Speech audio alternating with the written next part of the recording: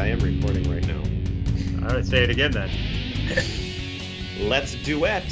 Yes. This is Pop Culture Yearbook. On this show, we pick pieces of pop culture that were important to us in a given year. We then discuss memories and dig into those movies, albums, shows, and more. I'm Brad.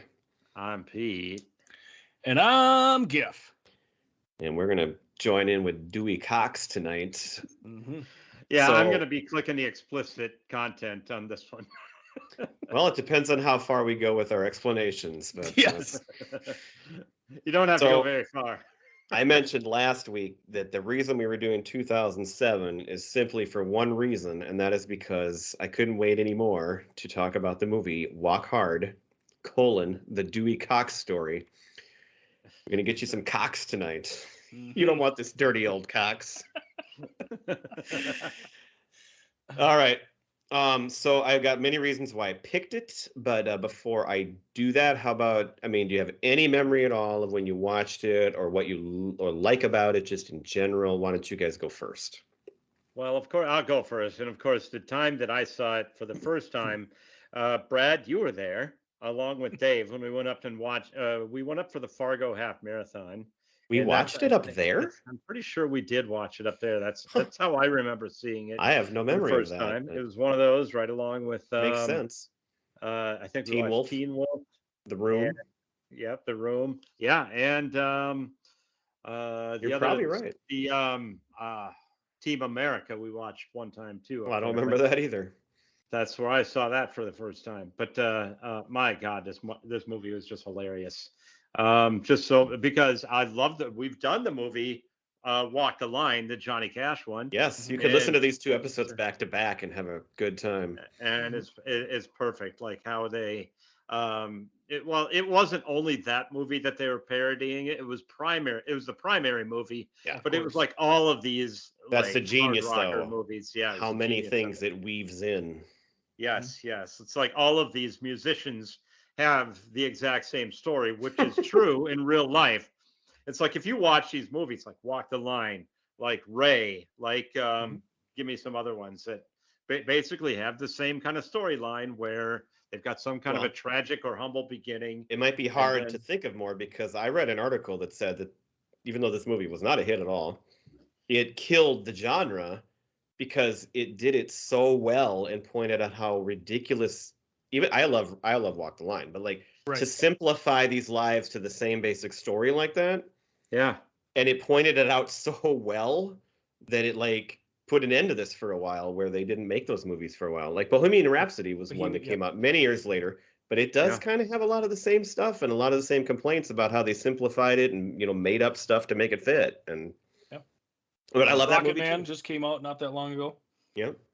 That's interesting. I didn't know this movie ruined the genre. Well, that was one article I read. I don't know that's a fact. Maybe. Well, we'll take it. It's on pop culture yearbook, so yes, it must be a fact. And we are nothing but accurate on this podcast. Well, we really are pretty good at it. We try to be. We try to be. Two of us do. Yeah. I screw it up every now and then, but it's all right. I'm sorry, I kind of cut in on you, Pete. Did you have more about that? No, that's it. It's fine. I'm done, I guess. Yes. Well, I cut you in half. Yeah, you did. He cut his story in half.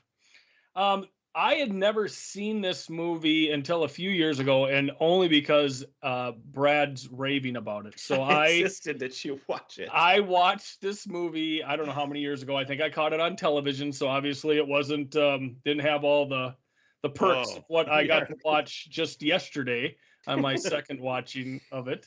But I'm a huge fan of John C. Reilly. I think he can do no wrong. Talk about we're going to talk at the end of the movie, under the radar movies. He's an under the radar actor. He's such a fantastic actor. Did he come up when we did our comedy people that deserved more recognition, like award-worthy comedy performances? Well, I don't know if I've ever seen him as an award-worthy. Well, he was up for a Golden Globe for this movie. Was he? Yes, he was. That was the one accolade this movie got. I think he is legit that good of an actor, though, too. He can do serious roles. But that's what I was going to say. He's done a lot of other roles, and he's great in all of them. Like, he can stretch it. Well, and I don't know what your guys' feeling about the movie Chicago, but he was excellent in that. He sang in it. I'm like, watch it. Well, he sings in this. He's awesome. Right. But I mean, I saw Chicago before I saw this, and I was like, holy cow, look at this guy. He's just absolutely outstanding. And he's been in, obviously, Step Brothers, and he's just in so many things. He's one of those actors Wreck-It who Ralph.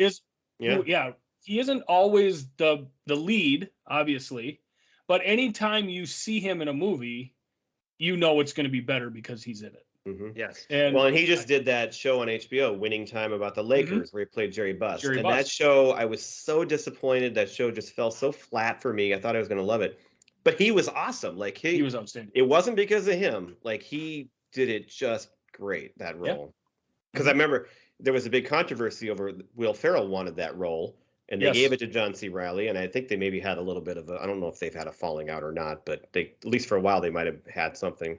But John C. Reilly was the right guy for that role. Yes. Like, I mean, Will Ferrell, you're great, but they made the right choice. I think if you put Will Ferrell in that show, everybody's looking for Will Ferrell. But John C. Reilly is that character guy who can just play anything that he needs to. You know, he just becomes that chameleon and can take on the role, and he's just great at it. Well, that's just it. He's not like the and this is going to sound like I'm insulting him, but it's who he is. He's not like the Brad Pitt or Tom Cruise, the good-looking lead guy or anything. He is every man when he's in these roles, and so that's why he kind of blends in, and he's so believable.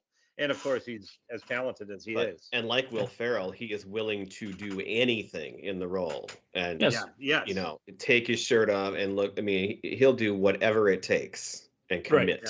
Climb a building in what looks like sumo wear, you know, and you know, it's he will commit for sure. It's kind of like, it reminds me of, you know, Jeff Daniels in Dumb and Dumber, and he was great, but like he didn't really. Like, I like Jeff Daniels, but I don't see him taking off from there and becoming this great. Like, he did a lot of great stuff. But like John C. Reilly's kind of like Jeff Daniels to Will Ferrell. Yeah. But to me, he's made his own career like huge. I feel like Jeff Daniels was almost bigger before Dumb and Dumber than he was after Dumb and Dumber. I don't know. Looked at as more of a serious actor. Dumb and Dumber opened up a whole different world for him. Yeah. But he was really good in Newsroom. Yeah, well, I know he's a great actor. I mean, that's not even. I'm not. Yeah. I don't know. I guess whatever. But back to John C. Reilly. Yeah. So, anything else, Giff? No, that's pretty much what I got. But of course, you know, it's fun to watch, like you said, how it parodies perfectly Walk the Line. You know, so it's just fun to see how they bring all that in. So I picked this movie, and it's interesting that you two both can tell me when you first watched it. I have no idea when I first watched this. I have no memory of first watching it. I feel like, and I could be wrong, but I feel like I watched it once, and I really didn't get into it that much.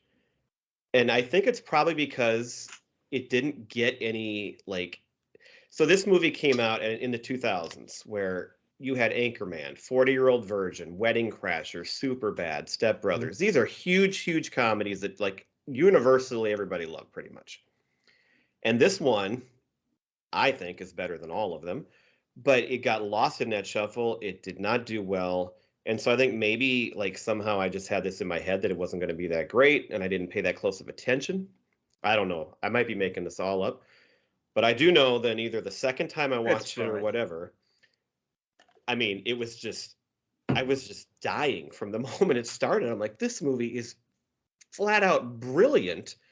And so my association with the movie is almost kind of like real life, where it was this box office bomb and it became this cult classic. And for me, I think maybe I didn't like it as much the first time, but now it's a classic. So I watched it more and more. I was blown away. It's brilliant, and I've been beating this drum ever since. Like you said, Gifford, I mean, I've been telling all of you guys, I've been telling my brother, my brother-in-law, everybody I know, have you seen Walk Hard? And if you haven't, watch it. And if you have and you don't remember, watch it again. And I hope people will watch it after this. Don't watch it with your kids, though. Nope. No. But the thing about it, it's not just the comedy. I mean, this movie I would describe in one word as insane. It is insane. It takes every risk and does everything it wants to do, and it does it right. But on top of that, the music in this movie is so awesome. It It's is like parody music, but it's good. it's like I could listen to the soundtrack and turn it on and I would enjoy it. And in fact, Pete, we went to a Gopher football game in Iowa one year, you and me and Chris, and we listened to this soundtrack for part of that trip because we were talking about it. The songs are so well done and so like true to life and to the real songs that they're like kind of trying to like make fun of or fit in with. It's brilliant. And so you can listen to the songs, you know how much effort they put into that. And so that's another reason why it stands out. And that's why I think a lot of critics maybe kind of thought it was okay at first, but for whatever reason, it totally bombed at the box office. And so we actually talked about spoof and screwball movies, what, a month ago, 2 months ago? I love those types of movies. And when they're done right, they are one of my favorites. And this is one that I feel like is the best ever at getting it right. And even though it didn't make a lot of money, it is a cult classic now.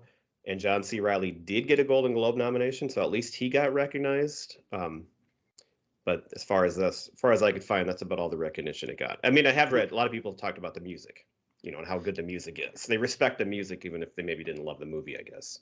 The only reason I can think of that it did probably flop is because it didn't have the, like you said, like a Will Ferrell as the lead role or somebody that might be bigger holy than cow, the John C. Reilly. cast of characters in this movie. I know, but is it's just all off billed the as charts. Yeah, the cameos are great, but that's not what it's billed on. You look for who the lead actor is in You're a right. movie like I think this. if Will Ferrell had played this role at that time, it might have been huge. Yeah, but not as good. Probably wouldn't have been as good though either, because I don't know that he could have done it as well. No, I think John C. Reilly was the guy for the role. Yeah. All right. So I have a summary I'm going to go through here if you haven't seen the movie or to remind you of the movie. And if you'll allow me to read that, I'm going to go through it and then we're going to talk about what we remember and love about different eras of Dewey Cox. And the movie will tell you what era you're in. It will tell you what age everybody is. And that's just, it's just me, Dewey, at 50 years old. All right, so Walk Hard starts at the end of the movie with him, Dewey Cox, in deep thought backstage. And we learn that they're trying to get him on stage for this performance. And Tim Meadows, who's in this movie, who I describe as the secret weapon of the movie, he tells the guy that's trying to get him on there that you got to let him go. Dewey Cox needs to think about every moment of his entire life before he plays. And this whole scene is just like Walk the Line. It's just like the Johnny Cash scene in Walk the Line. So that's pretty short. Then we flash back to the farm where he grew up, and Dewey is a little boy. And this one is actually played by another character, even though 15-year-old Dewey and on up is all played by John C. Reilly. So he's got a brother named Nate, and he is just playing the shit out of the piano. He is one of the most talented piano players you've ever heard. And his dad says Nate is perfect. And we see Nate doing all these dangerous things, but doing them perfectly. And he even says, nothing's going to happen to me today. I'm going to live this long, long life of mine. There's not going to be anything horrible happening. But then Nate wants to play with machetes with Dewey, and unfortunately, Dewey cuts him in half. Machete fight.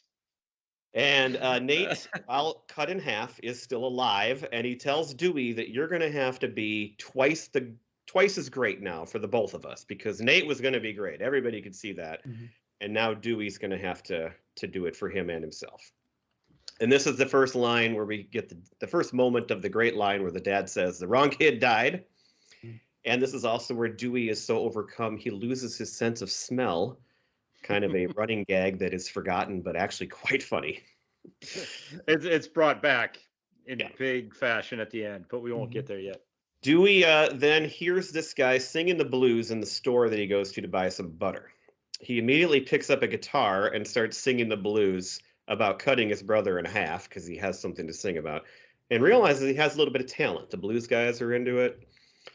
We then cut to a high school talent show, and it's now John C. Reilly playing Dewey, but he's 14 years old. And so he's up there with like these 3 other 14-year-olds, and he's a full-grown man, and they're all supposed to be the same age.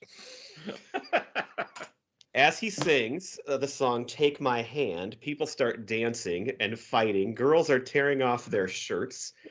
And we meet Kristen Wiig for the first time, who is played by Kristen Wiig as whatever, 30, but she's playing his 12-year-old girlfriend. Mm-hmm.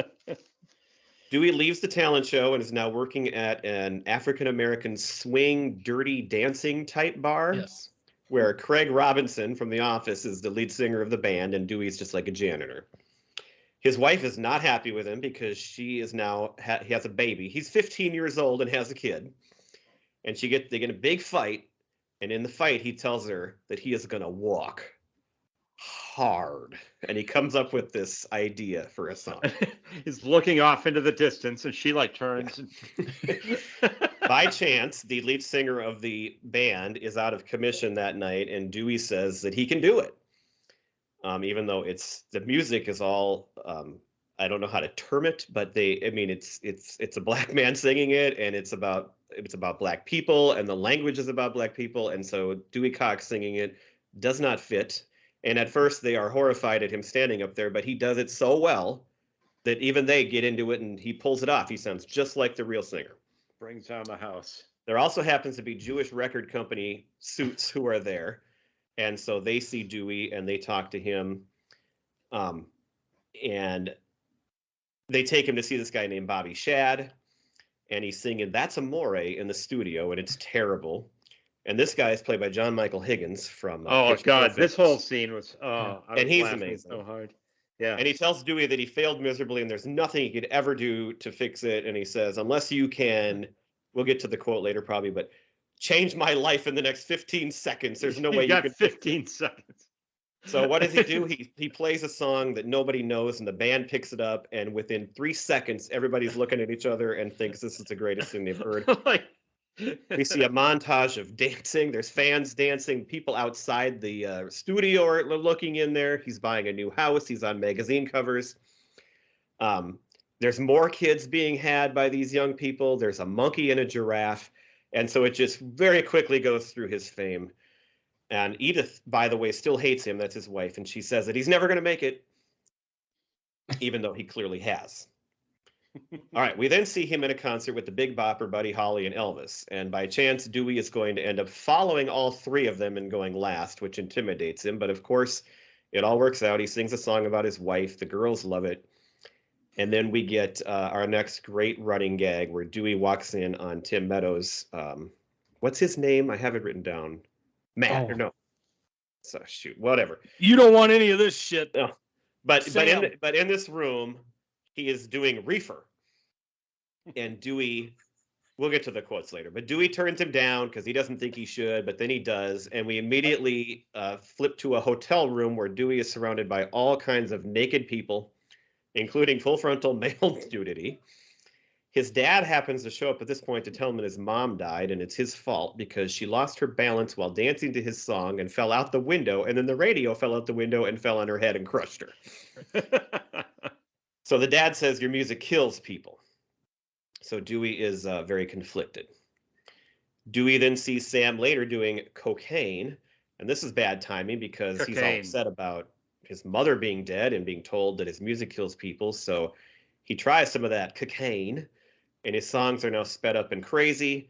But at this point, we meet Jenna Fisher, who comes in, and she basically saves the day, and he falls in love with her so much that kind of gets him on the straight and narrow a little bit. All right, let's do it again, but faster. As he tries to get her to love him, there is a montage of slaps, kind of like in the Groundhog Day movie we just talked about. Oh, and they refuse to have sex until they're married. So he says, let's get married. Unbeknownst to her, he's already married, so now he's double married. And of course, Edith walks in on them right as they're about to do it for the first time, and everything hits the fan there. Dewey runs home to try to save his marriage, and there happens to be a camel on the lawn. As he's fighting with his wife this time, he thinks of the song Guilty as Charged. Oh my God. And this is the first point where we see him pulling a sink off the wall out of anger. He sees Sam doing uppers and downers. Oh, Sam is Tim Meadows' name. And the bandmates say that he's changed and they're all against him now. But the one of them says, well, yeah, but that was early Dewey. Now this is middle Dewey, keeping us updated on where we are on the movie arc. Dewey's now in jail. He says it's changed him. And we find out that at this point, he's still only 21 years old. So he needs to go to rehab. Darlene, which is Jenna Fisher, comes in to save the day again. They just keep, this is the point of the movie too, where there's points where it almost starts to drag, but it does just right to me where it doesn't drag, and it always keeps these moments short enough that it moves on just right. If it wasn't done as well, it could really lose it here. But they beat the crap out of each other in the rehab room and end up finally having sex there. We now reach Dewey's hippie stage.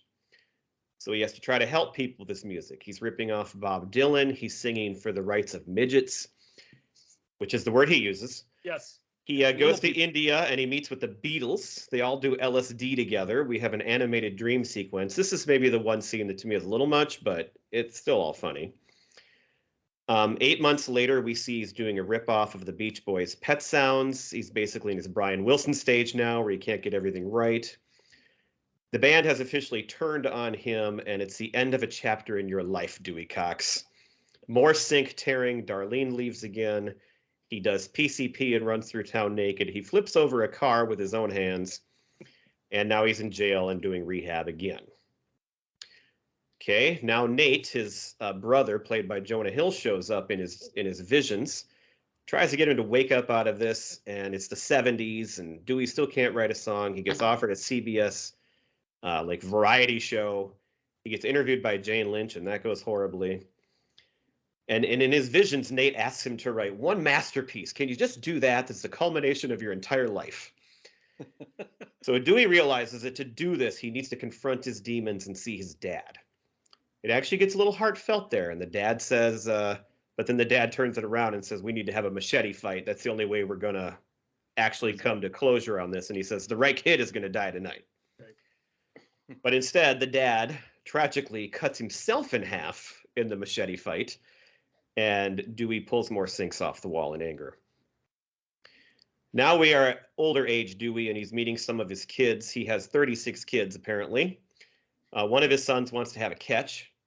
Dewey asks his name. He doesn't know who it is. He's not impressed with his son's catching, but we get a montage of him having catch with all 36 kids, including many that look sufficiently like they might not be his. Right. At the end, he's much older. Darlene shows up, and then he smells her hair. He gets happy because now his life has changed again, and he gets his smell back, and he thinks of the song A Beautiful Ride. So Harold Ramis is in this movie, and he's a Jewish guy, and he plays L'Chaim. Mm-hmm. But now his son shows up, who is named Dreidel L'Chaim, which is the perfect name. Wolowitz? Yeah, Wolowitz from The Big Bang Theory, who tells him that he's been sampled by a rapper, and Dewey is actually relevant again. And so they want to work with him. He has new fans, he's getting a new life, and he's going to win the Lifetime Achievement Award. He's 71 years old. He gets his band back together. At this ceremony, Jewel, Lyle Lovett, and Jackson Browne are all singing a song at the show. That's wonderful as well. He has one final temptation from Sam. He's in the back room doing what, guys? Viagra. And this is the one that Dewey actually turns down. It gives you a boner. The only one that he turns down. He says he doesn't want to succumb to the temptations. As he leaves the room, he walks by the Temptations singing the hallway. Ah, damn it. Eddie Vedder introduces him at his Hall of Fame induction ceremony. He uses about 10 nicknames, which I'll read off later. Yes, please. We are back to the beginning now, where the guy who's trying to get him on stage is Nat Faxon, who I love, who we talked about in the way back. He finally finished thinking about his whole life. And Eddie Vedder introduces him by saying he will sing his final masterpiece that will sum up his entire life. And he sings A Beautiful Ride, and it's a montage, but it's another just lovely song. And there's a great ending. And then right after it's over, the line comes up and tells us that Dewey died basically right after the performance. 3 minutes after the 3 minutes after the performance. And then I don't know if you guys watched the credits. Show him starting to drop. Because I don't think I've ever watched the end of the credits before, but did you watch that? No, I didn't. A lot of these will have at the end, they'll have like a scene of the original person singing. Oh, like sure. To compare. Oh. It's a video in black and white of John C. Reilly singing, and it says, this is the real Dewey Cox. And it's like a different voice, but it's still him. Oh my God. So that is as quick as I could do rundown of this insane movie that I love so much. Mm-hmm. Well done. Let's back up to the early parts of the movie and see what I left out. What are some of your favorite lines or things that happened here when he's a young kid? I'd say let's do this up until like when he goes to the recording studio. Sure. So his high school and early years. I got a couple notes here. The one line that I wrote down is when after he's cut his brother in half and they're talking to the doctor. And the doctor I got this too. This is a particularly bad case of someone being cut in half. I guess the first one I had here. But it gets better because then the dad goes, "Speak English, Doc. We ain't scientists." Right. Well, and then you got I love that where he said he learned to play by ear. That's my since next he has line. no sense of smell. Yeah, it's okay. I learned to play by ear. Well, and then the when he does the "Take My Hand" song at the school music or music fest or whatever, just the reaction to that song. Both sides. Yeah, both sides. Like the devil's these girls work and are going absolutely crazy. The preacher's there, like condemning the song, and he's trying to say, no, it's I really just want to hold your hand. That's what it's about, and everybody's talk, it's all about sex and everything else. And you know who's got hands? The devil. The devil. And he uses them for holding. So those are my couple things from the early years. All the girls have their shirts off, and they're all the dancing doesn't even match up with the music, but it's that ridiculous, like how girls were with the Beatles. It's perfect because it is how people reacted to this stuff. Well, and going back a little further, we're waiting for Nate to die, and that whole montage where they're playing with the rattlesnake, and he's getting chased by the bull across the field, and they're playing. Don't they do like chicken. A skid loader chicken or something? It was chicken between a horse and a tractor. You're waiting for Nate to die, and they're doing all of these things where obviously he could be killed in a half a second. And none of them come to fruition until they have the machete fight. And to be fair to Dewey, the machete fight was all Nate's idea, and he insisted they do it. Mm-hmm. You're not half the boy Nate was. You're not even half the boy the top half of Nate was after you cut him in half. There you go. You're saying I'm less than a quarter of the boy Nate was? Oh, God. So then you got any more from that part, Pete? I think I'm doing okay for a 15-year-old with a wife and a baby. Yeah. Well, okay. So that kind of I'm up to the part now where he's at the recording studio. Oh, yeah. One of the other Jewish guys besides Harold Ramis is played by Martin Starr from Freaks and Geeks, another topic we have covered here. And I don't know, I was thinking, because, Elvis is another one that just came out. And a lot of people have said Elvis either stole or like he took black people's music. Mm-hmm. And I didn't know if that was what this scene was supposed to be applying when he got on stage and took over for Craig Robinson, if that was intentional or not. Because I didn't know that until the Elvis movie came out. When we toured Sun Studio, that was the thing. When they released, I think the first song released was Hound Dog by Elvis. And when the studio released it, everybody was shocked to see him in person because they thought that he was black. He sounded like a black man, yes.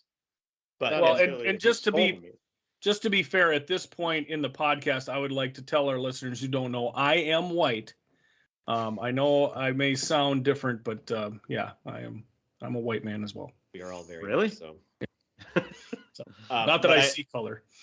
The whole scene in the recording studio is just brilliant. The line that he gives him, unless you can in the next 15 seconds play something with these people you've never met that is so real, so true to yourself, whatever it's very similar to the line in Walk the Line that they say directly to Johnny Cash. Yeah. So it's taking that and just totally tearing that idea to pieces. There's no way that can happen.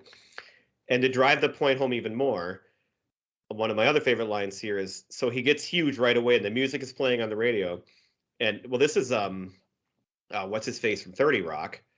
I totally forgot his name now. The Page. Oh, yeah. Cal, I can see. But he his said, face. "Here's America's new hit song, recorded just 35 minutes ago by Dewey." 35 minutes, and he's already number one, and everybody in the country knows him. Jack McBrayer. Jack McBrayer, Yeah.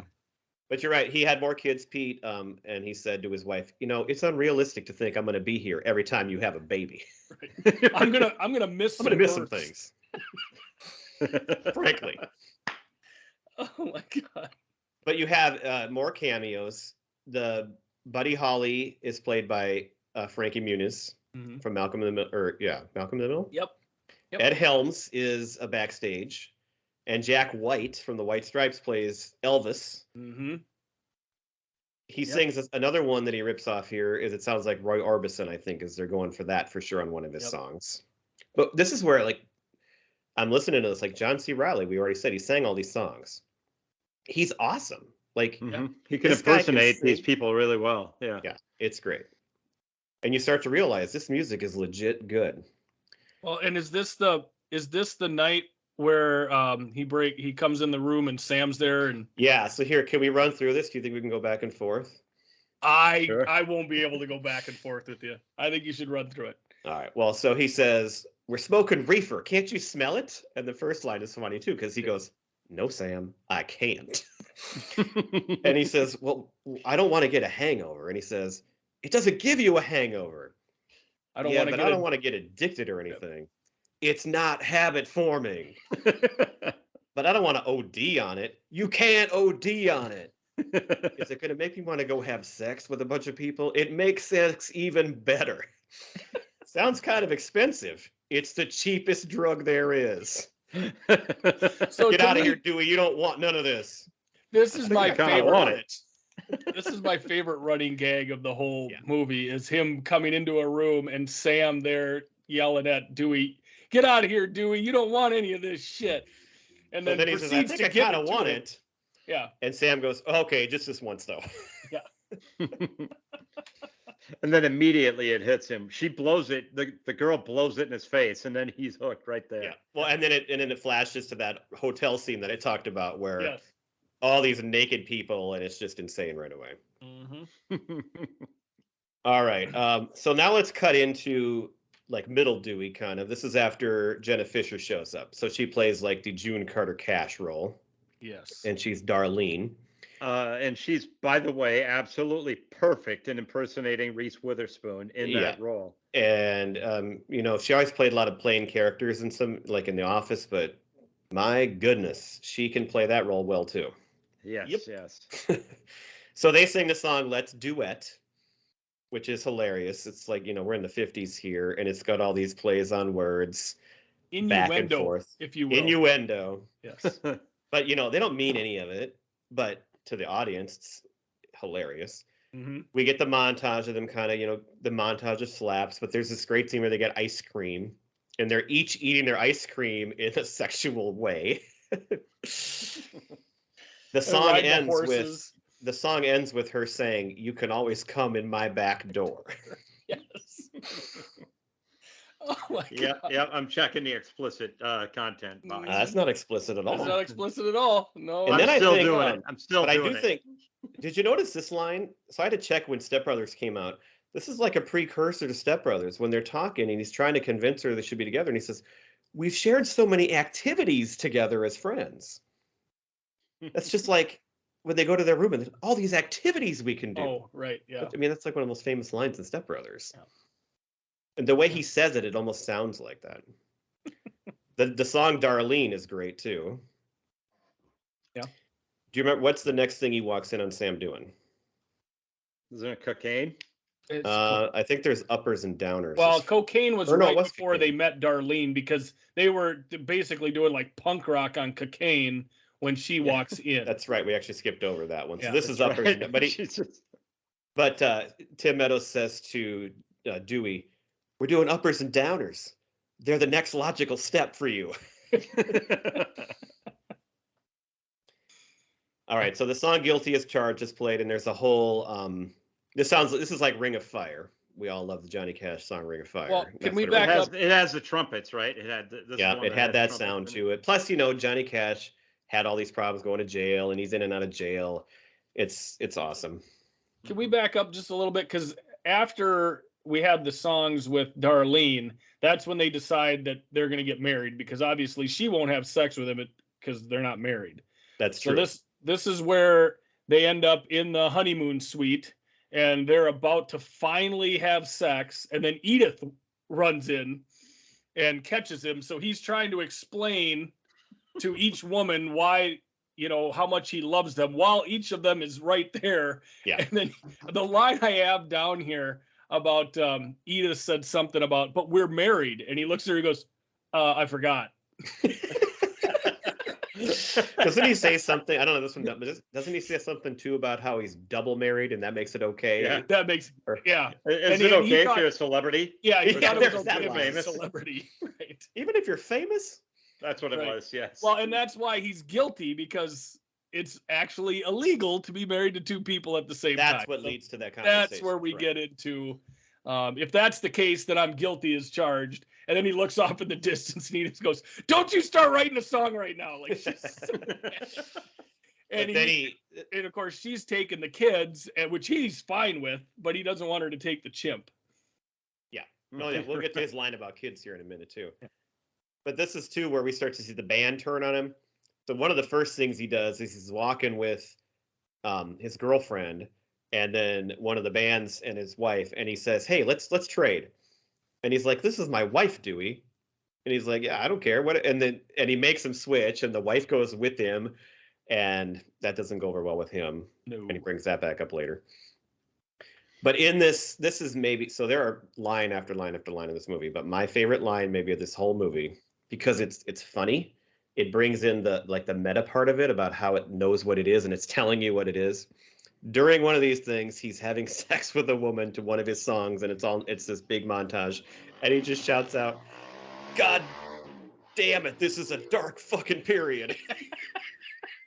Wow, he's having great sex. Right. Well, and at one point she's having period. sex with him. She's on top, and she goes, "Dewey, are you okay?" And he's like, "Oh, I'm sorry, I forgot you were here." But then he tells Darlene that prison and rehab have changed him, and so he's trying to get back on with her. This is where he goes into here. So now we're into his 60s period. This is where he wants to help people. Yep. So he does a Bob Dylan song, which is terrible. He sings about causes, but it's about midgets. Mm-hmm. But then he goes to India, and we meet the Beatles. Yes. And we get 4 great cameos right here. You got them all written down? Yes, I do. We've got Jack Black as Paul McCartney. We got the incomparable Paul Rudd as Lennon. Great record. We got Justin Long as Harrison. And we have Jason Schwartzman as Ringo Starr. Yeah, and they're all great, and they do the over the top accents. And my favorite line here is when Paul gets mad at John and says, "I'm so sick of you being so dark when I'm so impish and whimsical." And then of course they get in a huge, all 4 Beatles get in a huge fight with each other. They're rolling around fighting. So he broke up the Beatles, but they do LSD together, and this is where you have it. It turns into this animated scene, which I don't love this part, but it doesn't go on too long again. Like, it keeps it relatively quick. Yeah. Can I go back to the midget song, because I have some of the lyrics that stood out to me? Okay, but I was also going to say that I'm assuming this whole thing is taken off on the Beatles too, and like the Magical Mystery Tour, and it's not just in there to be stupid. It is relating to these bands and things they did. Oh yeah, Pete. Well, the lyrics that stood out. "I stand today for the midget that's the size of a regular guy." He goes, "Your big day will come when they remake The Wizard of Oz." Right. There's something in there about, "Can I pick you up so you can see the parade?"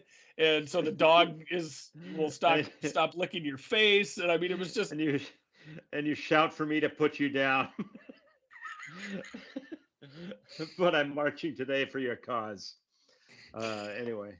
And in the scene, you've got little people, holding up signs behind, and they're all like jamming out, and they're really loving the message. Right? Yeah, they love the message he's putting out there.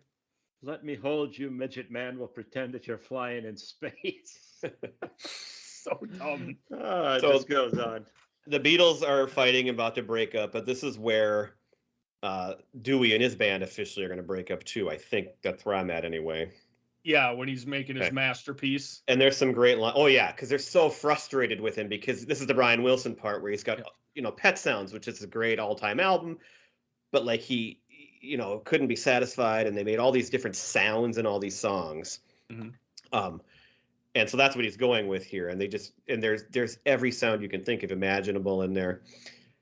But I don't remember what Dewey is saying, but he tells them that's what metaphor means. Secret. And he's like, it means a secret. But the one guy says, don't you think we like cheating on our wives too, Dewey? And this is where Tim Meadows back and forth goes, and you never paid for drugs. And then the other guy over and over and over again. The other guy says, you slept with, and this is one of the guys from the band, you slept with me too, Dewey, and I've had confused feelings ever since. That was Parnell, right? Yeah, Chris Parnell, that's right. Yeah. Oh, God, he's great. And then he says, well, I got no sense of smell. And they go, or this is to Nate in his vision. And he goes, you got no sense of smell, Dewey? I got no sense of having legs. So the band is gone. Dewey's on his own. Darla leaves him.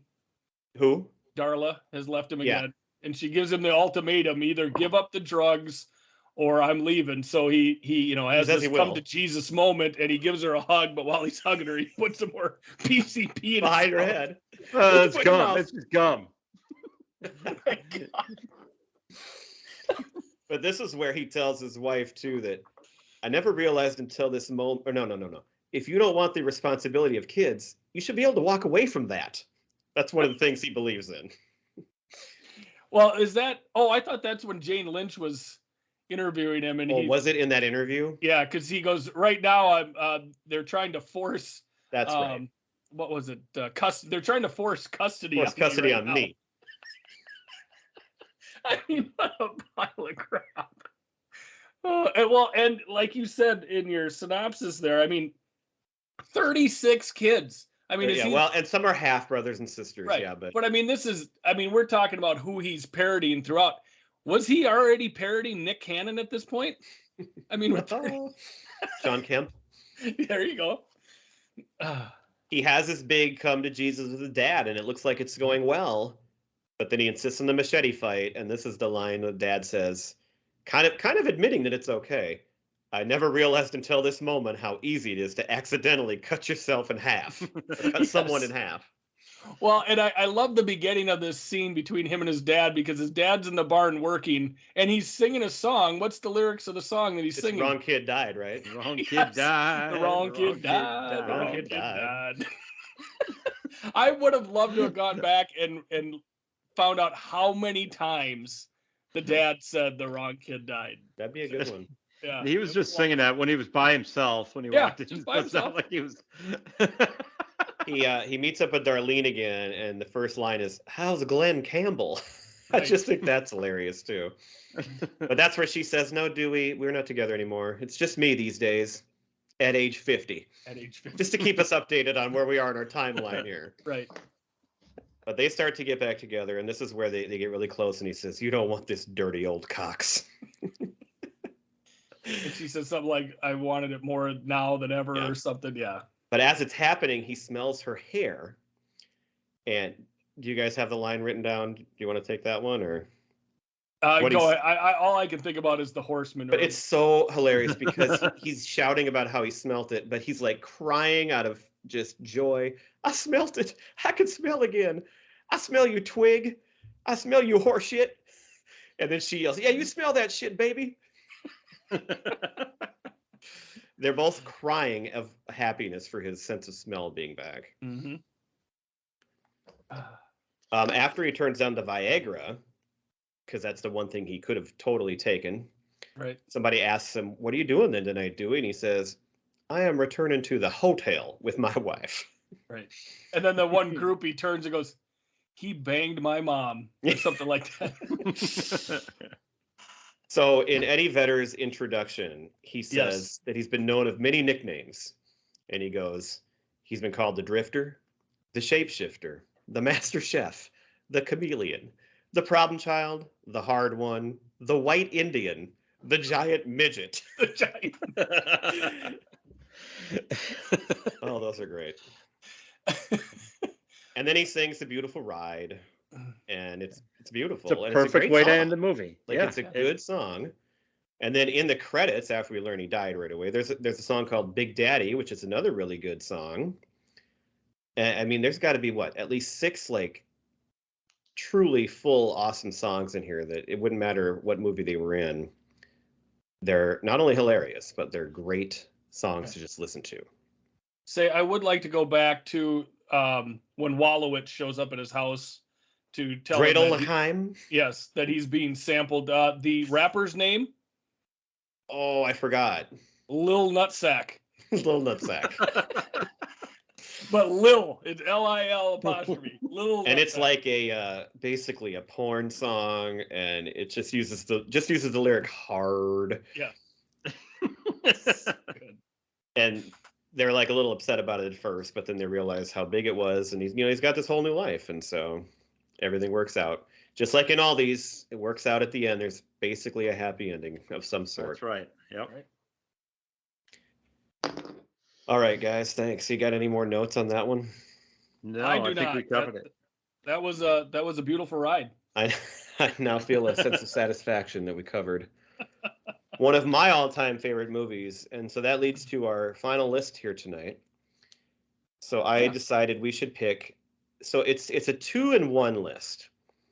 Yeah. So I said, let's pick the top underappreciated comedies, because this one I feel like is completely underappreciated. It has a cult following. Like, people know it. A lot of people know it now, but it was not a hit. And compared to the movies of its day that were huge, it was not even anywhere near that. But because of that, then I thought, well, what about movies that were box office bombs like this, but then went on to have like a second life? Mm-hmm. So in your list, you can have anything from a movie that was a box office bomb that became like a cult classic, or it could be an underappreciated comedy in your opinion, which is very subjective, but it kind of fits the same category. Sure. In a way. All right. So we did not choose our order yet here, guys. No, we didn't. But I think Brad should go first. It's his topic. Could do that. That's how we usually do that. Yep. And so, I'm gonna go with Pete should go second because of you're gonna return the favor? Because of how kind he was last week and letting me go ahead of him on one of our categories. So I'll go third. I'll go third in this category. Well, that is this a snake draft or is it just straight? No. This is regular straight draft. Up. Okay. All right. So here's the deal, guys. My entire reason for this episode and for this movie, or for this list, is Walk Hard. But I'm going to pick LA Story because we talked about that last year, and you guys know that is maybe my all-time favorite movie. Mm-hmm. It was not a big enough hit. It's underappreciated criminally, especially among Steve Martin movies. And so Walk Hard would be number 2, but LA Story is my number 1. So that's my pick. Excellent. All right. Speaking of criminally, it falls under the category of the movie that I'm going to pick. The word criminally has multiple meanings because it is criminally underrated. Not enough people know or talk about the movie Clue, which is just a fantastic movie. To me, it is so well thought out. Every detail, every joke.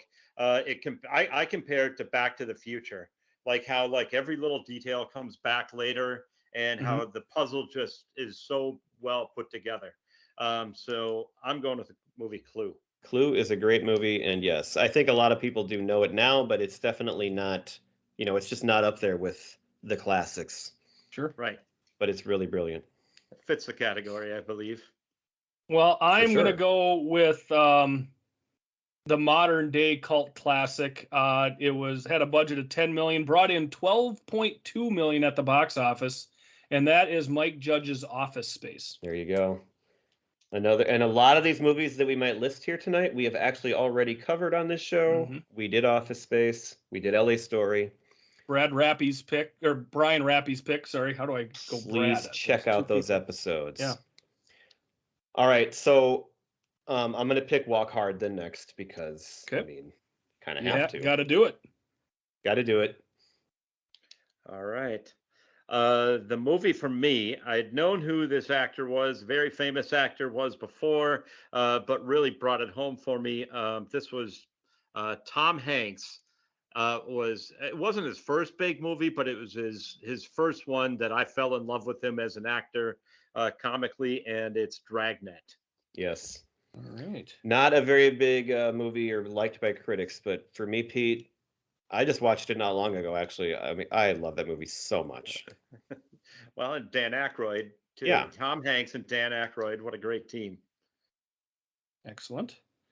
I'm going to go with a movie that is very well known and highly acclaimed, but only brought in $2.9 million at the box office. And that is Reservoir Dogs. We're doing comedies. Comedy? Oh, I thought it was underrated movies. No. Oh, boo. Uh-oh. Boo. Well, then I will go with my other pick here. There are funny I will parts go in it. with Dazed and Confused. There you go. Okay. I have That's a that good one down too. I'm sorry, I thought it was underrated movies. Are you going to be able to complete your list? Oh yeah, I got plenty. Okay. Actually, I that's didn't the realize only one I Reservoir had Dogs highlighted that was not a comedy. I didn't realize Reservoir Dogs was that small of a hit. Like, that's like nothing. 2.9 million. All right, I'm going to pick so I love these music biopic comedies. And there's another one that's much more recent that we may talk about when we do 2016. And I don't even know if you guys have seen this movie or not.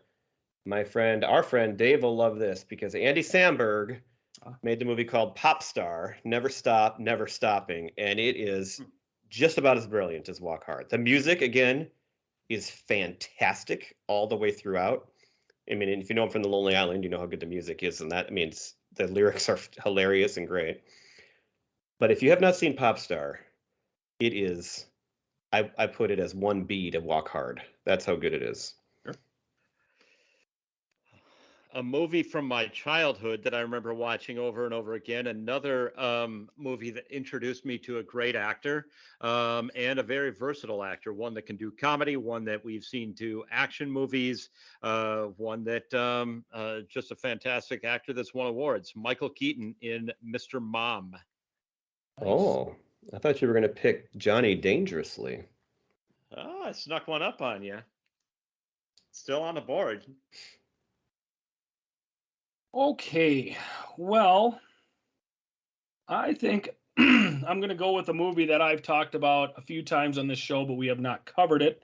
$15 million budget, only brought in $10.5 million at the box office, and that is Drop Dead Gorgeous.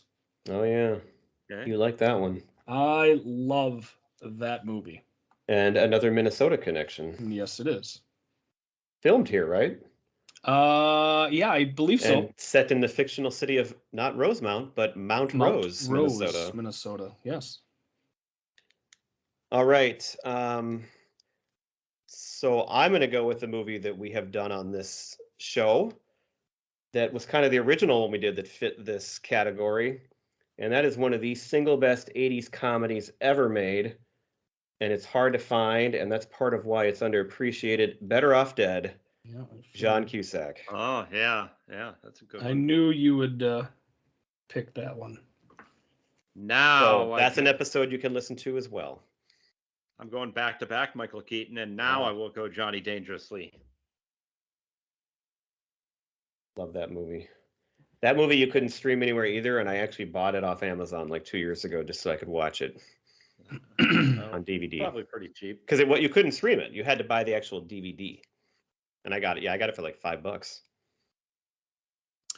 All right, we'll see if you guys agree with this one here, whether or not I can pick this. Let me know if it's all right. But usually, if a movie doesn't do twice its budget, it's considered a flop. And this did not do very much at the box office. $60 million budget, $31 million at the box office, and that's The Princess Bride. Well, I don't know. Obviously, well loved. This is subjective. Yeah, we'll give it to you. I do think it's a lot bigger as a cult movie yes, than it it's was huge as a cult movie. when it came out. It was not like a big movie, and But now it's it's gonna do for box me office and many flops. people quite possibly their all-time favorite movie.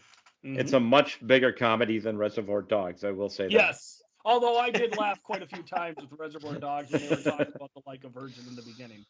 Yeah. So there was some comedy in there. All right, I could go so many directions with this, but I'm going to pick another one we've talked about, and I'm going to snipe it from you guys just in case you have it.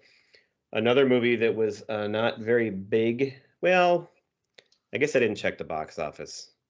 All right, I'm not going to pick that one. I'm going to pick an underappreciated comedy, and that is going to be not another teen movie gif. All right. That is not a movie that enough people know or talk about. And they should.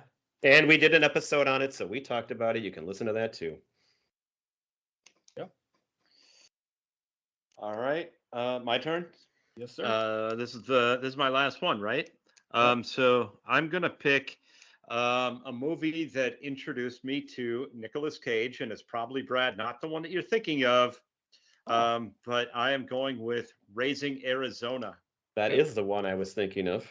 I thought you were thinking of a different one. Honeymoon in Vegas? That's the one I thought you were going to go Valley Girl? All right. Yes, Raising Arizona would be a cult. I mean, that wasn't a big movie when it came out, I don't think, right? It was. Yeah, I don't think so. But it was one that was always at the video store, just sitting there. So it's like, Brad, you had all of them in your little video store.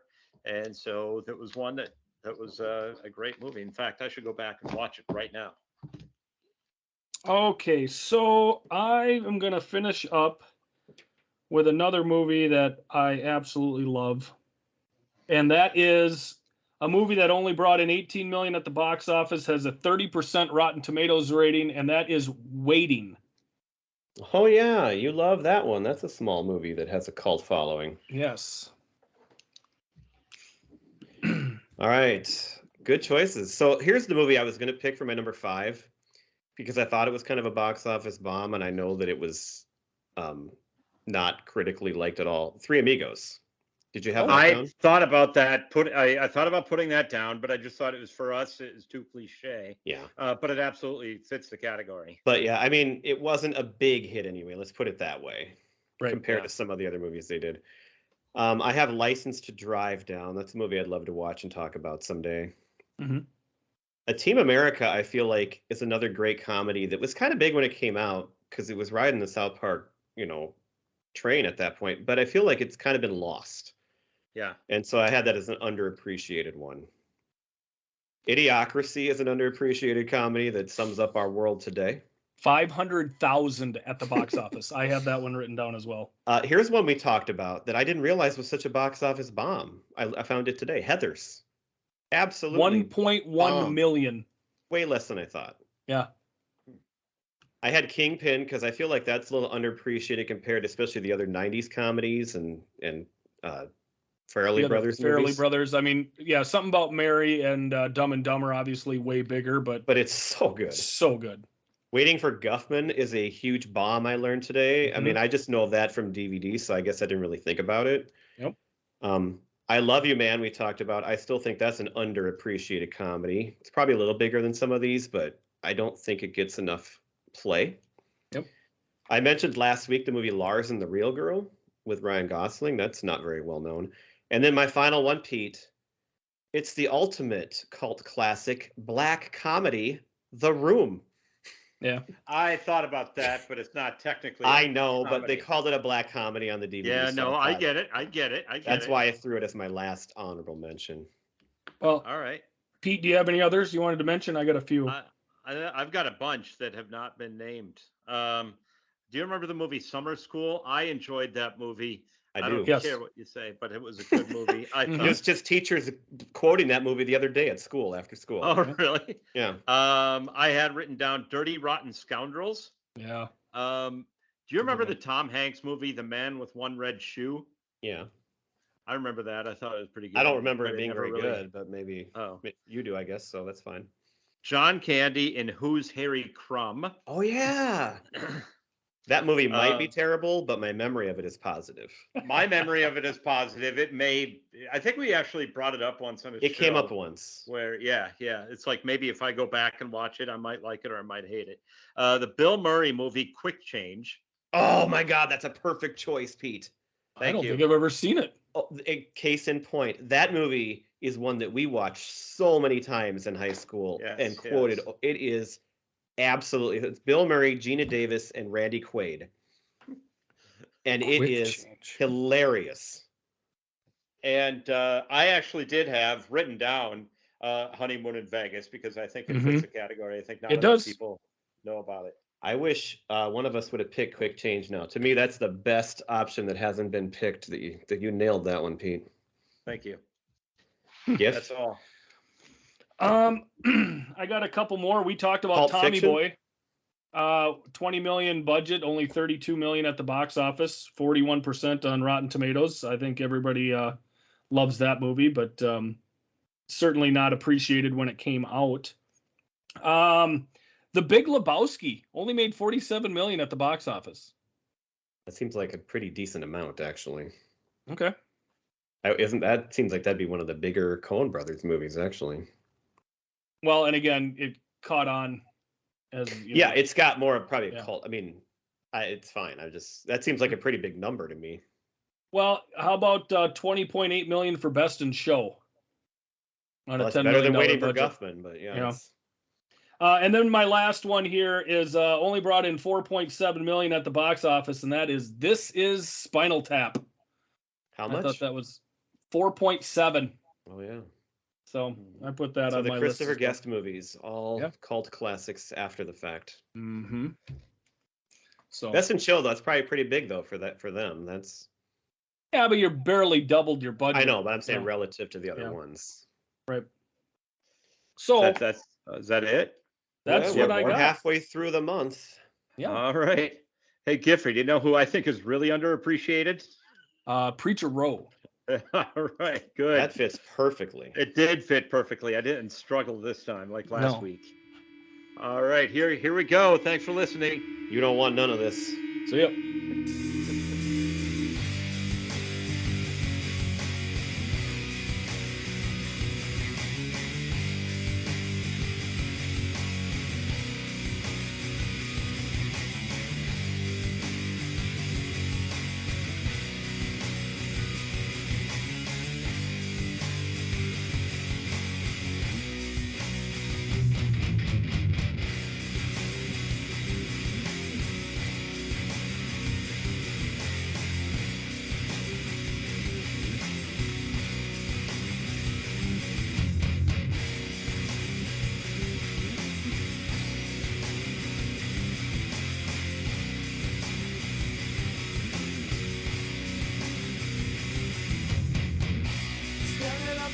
No one's here to comfort me. Sorry for what I have done. Sorry that your song is gone. 7 steps and it will be my last. And start to me on my back. I turn and I look to you. I'm scared but there's nothing I can do.